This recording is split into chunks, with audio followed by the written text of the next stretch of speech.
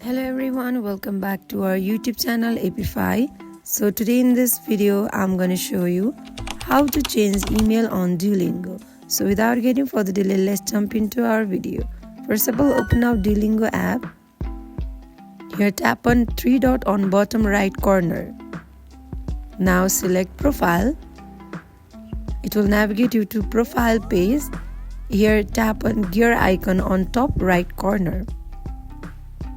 Now here tap on profile again.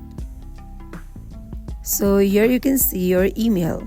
In order to change it, simply tap on the box of email and delete it and type in your another email ID.